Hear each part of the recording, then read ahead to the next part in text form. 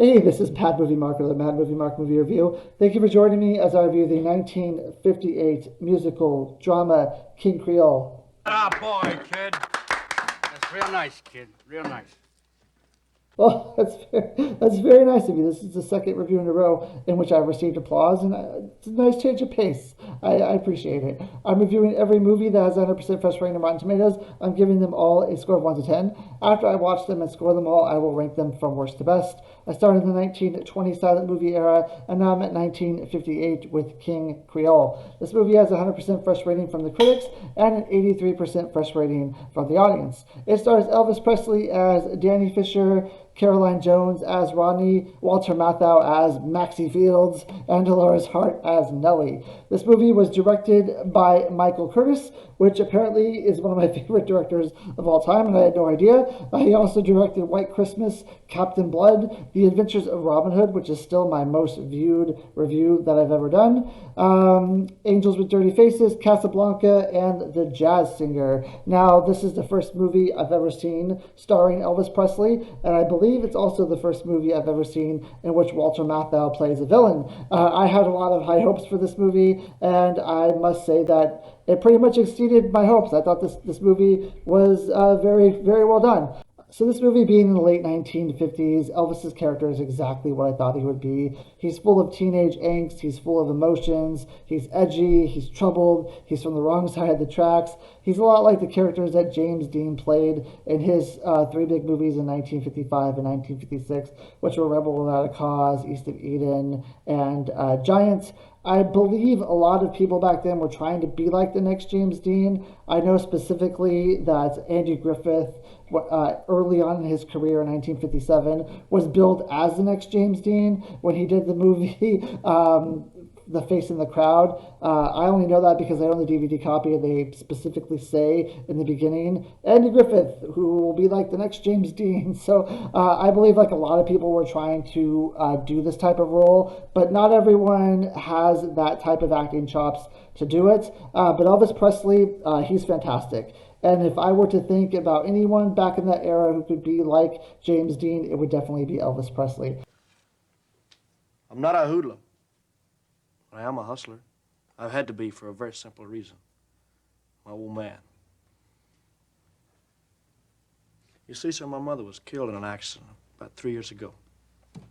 Well, after that, it might as well have gotten the old man, too, because he took himself right out of the lineup. He quit cold. Now, of course, the scenes where he's singing are fantastic. He's one of the greatest singers of all time. But the scenes where he really has to show his acting chops and he really has to show how emotionally hurt he just does a fantastic job. So essentially, this movie, Elvis plays a 19-year-old who is about ready to finally graduate from high school. He's been held back a few times, but this is finally his moment where he's going to shine, he's going to graduate. He fails to do so when he shows up to school late with the boss, his girlfriend, Ronnie. Now, Ronnie is the female complement to Danny. She also has a troubled background. She also has a lot of angst. She's also troubled. She also has a bit of edginess to her. But when he shows up to school with her late, she ends up kissing him, and then he ends up getting called to the principal's office where he's told he's not going to graduate because of his actions, because of coming to school late and kissing this girl. I thought this was a bit unusual, but maybe it's just a different time, a different era. I know when I went to school, the last day everyone showed up to school late or just didn't show up at all. I think maybe like 40% of the kids showed up, and I only know that because I was one of that 40% that was actually there. So I don't know, different times, or maybe just because it's important to the plot of the movie. But he ends up not graduating from school. Throughout the movie, Danny has this struggle where he's dealing with the embarrassment of his dad having a great education, but not having a great profession. So you'll do the going to school, I'll do the going to work. How many times have we been through this? Danny, you've got to graduate. You've got to graduate if you ever want to take up a profession. Oh, we've been all through this. And I want you to have a profession. I don't want you working on Bourbon Street with hoodlums and bums the rest of your life. You know, a profession that sets a man apart from the rest of the world. Like you? a registered pharmacist, and you can't get a job. His dad eventually gets a job as a pharmacist, but he's kind of pushed around by his boss, and Danny's embarrassed by this, and he feels like he has to. He feels like he wants to finish school, but he also feels like he has to kind of be the man in the family who's out there earning the money. And you can tell there's this great divide between him, between trying to live an honest life out of the streets, because at some point he is approached by a street gang, and they want him to join the gang. And he doesn't want to do this. He wants to live an honest life. But, there's a lot of struggle here of what he should actually do. Later on in the movie, we meet his boss, who is played by Walter Matthau. Now, I love Walter Matthau. I've seen a lot of movies with him. Face in the Crowd, which I mentioned earlier, The Taking of Pelham 1, 2, 3, The Odd Couple, and Lonely Are the Brave are just a few movies that I've seen with him. Also, Dennis the Menace, which I saw as a small child, is another movie that I've seen with him. I think he's a fantastic actor. In this movie, he plays a villain. He plays Maxie Fields, who is a mobster who basically owns the entire city, and he is also the person who owns the nightclub in which Danny is a busboy at. He gets wind that Danny and his girlfriend kind of have this kiss. Danny was just singing to her, and she enjoyed his music, and there was nothing more of it than that. Maxie Fields ends up telling Danny to sing him a song. You do know him? He sang here once for your big shot friend. Told him he had a nice voice. That was all, huh? That's all. Hey, you kid. Come here. Yeah, you, busboy. Come on over here. Lady tells me you can sing, that right? Well, Well, better be right, because if it ain't, then the lady is lying. Just to prove that he's a singer, Elvis sings the song Troubled, which he does a absolutely fantastic job. Now, this is probably my favorite song in the whole movie. It's a movie that's just filled with great music, but the way he does Trouble is just, I mean, if you've ever seen Elvis, sing live where he's just singing and dancing, and it just, to me, this is what Elvis was. This is like what Elvis is, and I really enjoyed it. It's a great scene. Maxie ends up conceding that Danny is a singer. Now, after he sings his song, he's approached by the owner of a rival nightclub, and he's asked to join that nightclub as their singer. And then, tensions start flying a little bit between Maxie and the owner of this new club. Maxie wants Danny for himself, and it all comes to a head later on with Maxie, with Danny, and with Ronnie, and it's fantastic. So Ronnie in this movie, she's played by Carolyn Jones. She was also the original Morticia Addams from the Addams Family show back in the 50s. Her acting is also fantastic. She, I would say, is comparable to Elvis in this movie. She does a fantastic job. In this movie, you really feel like she's in a lot of trouble. You really feel that Maxie Fields is controlling her life, and that she just wants to have a normal life. She wants to be a normal person. She wants to have real relationships. But in this relationship with Maxie Fields, he controls her. He says he owns her at one point, and she has this inner drive to be more. She tries to pursue this relationship with Danny because she sees a way out. Danny is someone who kind of is the same as her. Like I said, they're both troubled, and and Danny is maybe someone who will stand up to Maxie Fields when no one else will. So she feels like this is her way of getting out of the situation and maybe actually having a love interest in her life and maybe actually having this great life. And she does a fantastic job with it. Walter Matthau as the villain, I didn't know how this would work because I've seen him as likable characters in every movie that I've ever seen, but in this movie he's definitely not likable. But he has the acting chops to pull this off. He is a fantastic villain. I almost wish that he would play villains more often, just because he's that good at it. When he's on screen, he's absolutely captivating. When Elvis is on screen, he's captivating as well. The cinematography is fantastic. This movie is done in black and white. It could have been done in color, but black and white is a great choice. There's some scenes at the end of the movie where there's some beach scenes.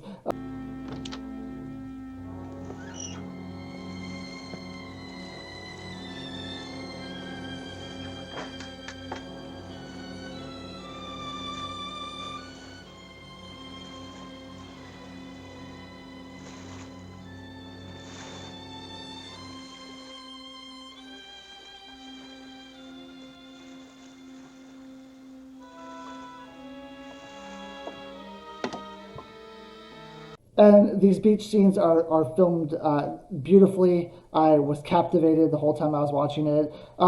Michael Curtis is a fantastic director. I don't think I've seen anything from him that I didn't like. All those movies I mentioned earlier are movies that are some of my favorite movies of all time. The script in this movie is great. There are some things that I take issue with. One of them being that I kind of feel like they moved really quickly with this solution as to why he was not graduating school. It's a big part of the movie. It's a big point as to why he travels down this road that he's traveling down. And I just thought that it was a little ridiculous. Maybe it's just it's different times, but I thought the fact that they're not letting him graduate because he showed up to school late and because he showed up with a woman, I didn't. That wasn't believable to me. The fact that his father also has a college degree as a pharmacist and is having a hard time finding a job as a pharmacist, and then later in the movie he's actually kind of discriminated against because of his age. That wasn't too believable to me as well. I don't remember at what period of time they came up with the laws where you can't discriminate against age. But I felt like if he has this degree, he's in a small town, it seems like, that it shouldn't be that hard for him to get a job as a pharmacist. And that's also a big plot point for Danny. That's also a point where he struggles the most with a dad that he thinks is a failure, even though he has this degree, and he has to kind of lift the family up himself. So it's a big plot point, and I don't know, I just didn't find it believable. Danny is also kind of in between two women in this movie. One woman is a girl who works at a store that he inadvertently robbed. I'll say inadvertently because I don't think his heart was completely in it. But she kind of fell for him when she heard him sing and when he robbed the store. And I didn't think that their relationship was all that believable. I was much more interested in the relationship between Ronnie and Elvis. And Elvis even says at some point with this other girl that he didn't really want a relationship. He kind of only wanted her for certain things and not actually a relationship. And I could have done without her character in the movie. I don't think it really added anything. I don't think that it was kind of like a love triangle that never came together, I felt like, and I could have done without it. They could have completely left her part out of the movie, and it would have been just as fine. It would have been just as good. To me, she didn't really add anything at all. But pleasantly surprised at how great Elvis was as an actor.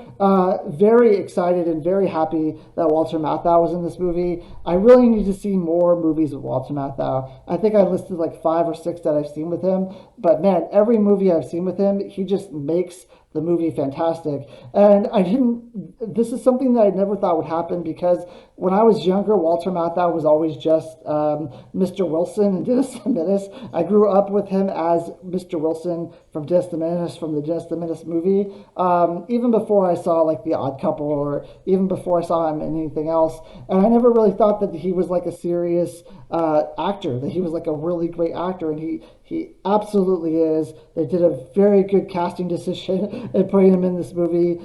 Fantastic villain. Besides that, there's only one other plot point which I kind of take issue with, but I take issue with this in a lot of movies, and that's Elvis's sister. She's like a girl in her 20s, and she ends up dating the rival owner of the other nightclub, who is clearly, he says, in his 40s. I'm going to say mid to late 40s. She's in her early 20s. He even says, like, hey, what does a guy say to a girl in her 20s conversationally? And she says, oh, just say you're in your 30s. I don't know. They do this a lot in movies where they put the older guy in with the very younger girl. And after a while, I mean, it's not believable. In certain cases, sure, like this happens in real life.